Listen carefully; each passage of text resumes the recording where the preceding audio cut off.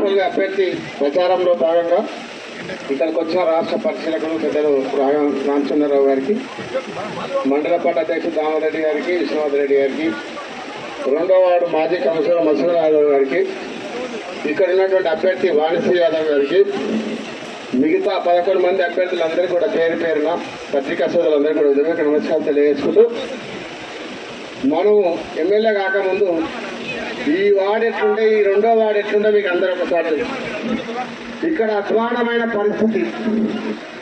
Road లేకుండా నడవడానికి రాకుండే, మొత్తం మోరీలు, పందులు, దోమలు, రకరకాల ఇబ్బంది ఉండే గతంలో.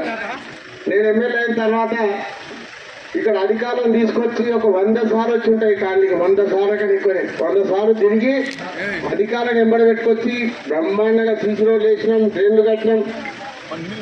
ఇక్కడ నుంచి శివాలయం వరకు 3 కోట్లతో రోడ్డు మంజూరు చేసినాం. ఇక్కడ ముద్రా సంఘం భవనం కట్టించినాం, అక్కడ హాస్పిటల్ కట్టించినాం.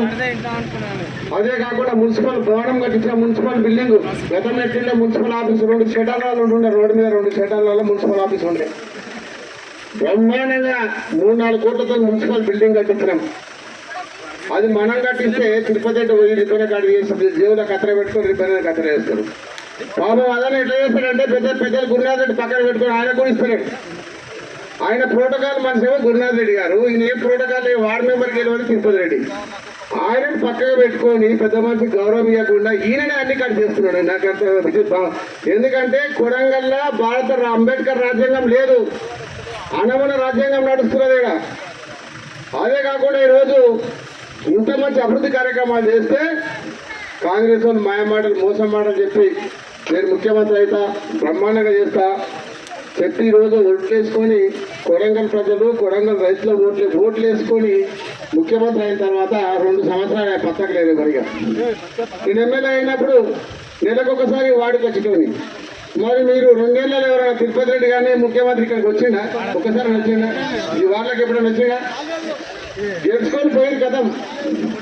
నేనేం హామీలు ఇచ్చిండు? కేసీఆర్ గారు 10,000 ఇస్తున్నారు, రైతు బంధు 15,000 ఇస్తా. మీరు అవ్వదాతకు ఒక్కరికే ఇస్తారు, ఇస్తారు అవ్వదాతకి ఇస్తా. ఇక కోడలకు 2,000 ఇస్తా, అత్తకు 4,000 ఇస్తా. వచ్చిందా ఎవరికైనా కోడలకు 2,000 వచ్చిందా? మళ్ళీ ఇంకేం చెప్పిండు? మహిళలను కోటీశ్వరులు చేస్తాడు. ఎవరైనా కోటీశ్వరు అయినరా? మహిళా సంఘాలలో అయినా ఎవరైనా కోటీశ్వరులు? మీరు కోటీశ్వరులు కాలే.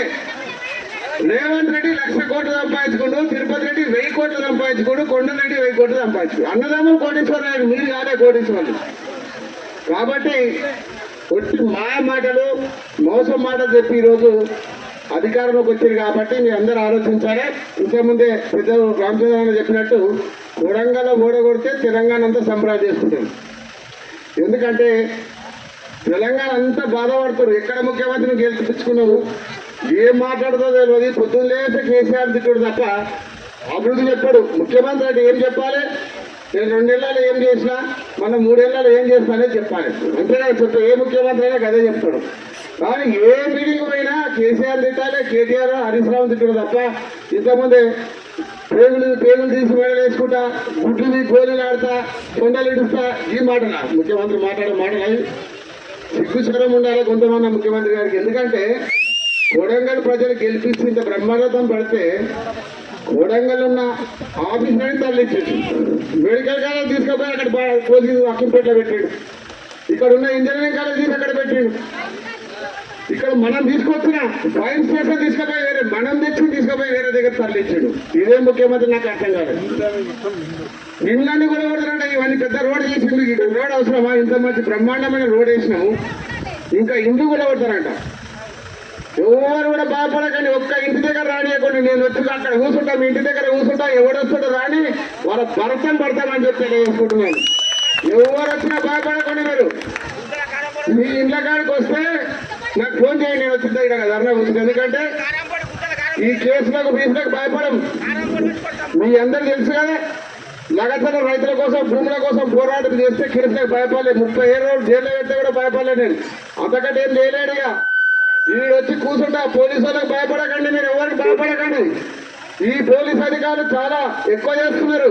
ఎవరెవరు ఎక్కువ చేస్తున్నారో పేరు రాసి పెట్టి మనం వచ్చినాక సంవత్సరం 2 సంవత్సరాల తర్వాత పడతాం పోలీసులు పడతాం. కాబట్టి ఎవరికి భయపడకూడదు. వీళ్ళు వచ్చి ఏం చేస్తారంటే కాంగ్రెస్ నాయకులు ఈ 2 సంవత్సరాల పేదలను భయపెట్టియాలి, భూములు గుంజుకోవాలి, కేసులు పెట్టాలి, ఇవే పని తప్ప ఒక్క మంచి కార్యక్రమం చేయాలి. కాబట్టి అన్ని కూడా ఆలోచించండి. తప్పకుండా రేపు జరిగే ఎన్నికల్లో 11కి 11 అభ్యర్థులు టీఆర్ఎస్ పార్టీ కారు గుర్తు మీరు ఓటేసి బ్రహ్మాండంగా గెలిపియండి. చైర్మన్, మన మున్సిపల్ చైర్మన్ టీఆర్ఎస్ జెండా ఎగిరేయండి. వాళ్ళు చెప్పినట్టు వింటారు. ఎక్కడ రారు, మీ ఇంటి దగ్గరికి రారు, మీ డబ్బల దగ్గర రారు, ఎవరు పేదవాళ్ళని. ఎందుకంటే ఈడ మున్సిపాలిటీ గెలిస్తే వాళ్ళకి చెంతలు పడతాయి. కాబట్టి తప్పకుండా మీరు అందరూ కూడా కారు గుర్తు మీద ఓటేసి మంచి మెజార్టీని గెలిపించాలని చెప్పి మీ అందరూ కూడా కోరుకుంటూ ఇంత పెద్ద ఎత్తున హాజరైన ప్రతి ఒక్కరికి కూడా పేరు పేరు ధన్యవాదాలు సెలవు తీసుకుంటున్నాను. జై తెలంగాణ, జై కేసీఆర్. కారు గుర్తుకే, కారు గుర్తుకే.